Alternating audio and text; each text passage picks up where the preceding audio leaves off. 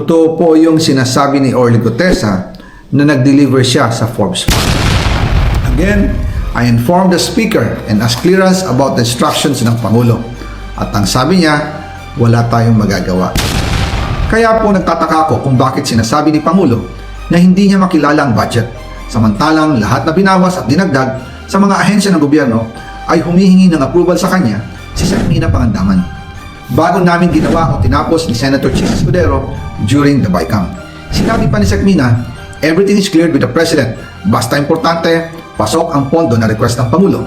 The following day, sinabi ni Sekmina, approve na si Presidente BBM sa lahat na binawasan na ahensya.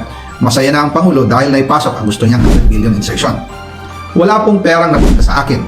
Lahat po ng insertion napunta sa ating Pangulo at Speaker Martin Romualdez. Ang ilang at ang aking mga tao, sila Paul Estrada, Mark Ticsay, at ang aking mga security ay nag-deliver papunta sa bahay nila Pangulong Bongbong Marcos at Speaker Martin Romualdez sa North Forbes Park, South Forbes Park hanggang sa Malacanang.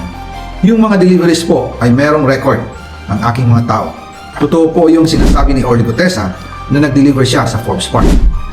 Totoo din po ang sinasabi ni Orly Gutesa na nag-deliver siya sa Malacanang nung siya ay nasa Senado. Para mapatunayan ang mga litrato na deliveries ay lalabas ko po together with this video. After po ng approval ng budget sa General Appropriations Act of 2025, nagtanong po ako sa DPWH kung magkano ang kailangan na ibigay sa Office of the President o ang SOP na bigayan. Ang sinagot sa akin ay 25%. Ang ibig sabihin nito, 25% ng 100 billion ang SOP na kailangan ibigay kay BBM mismo. In total, 25 billion ang napunta kay Pangulong Bongbong Marcos. Kaya ngayon ay hinahamon ko si Ombudsman Remulla kung seryoso talaga siya sa mga sinasabi niya sa kanyang press release na idadamay niya pati si Martin Romualdez kung magbibigay ako ng ebidensya. Patunayan niya ngayon ang pronouncement niya. Imbestigahan niya ang fraternity brad at ang kanyang kaibigan na si Speaker Martin Romualdez kung talagang tutupad siya sa tungkulin niya.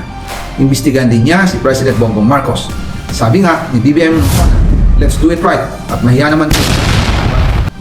Nananawagan din po ako sa Senado na imbestigahan ang 100 billion insertion ni Presidente. Alam ko po na hindi gagawin ni Ombudsman Remulla ang hamon ko. Pero magaling ang Senado sa investigasyon at ako ay naniniwala na dahil sa kanila, lalabas ang katotohanan.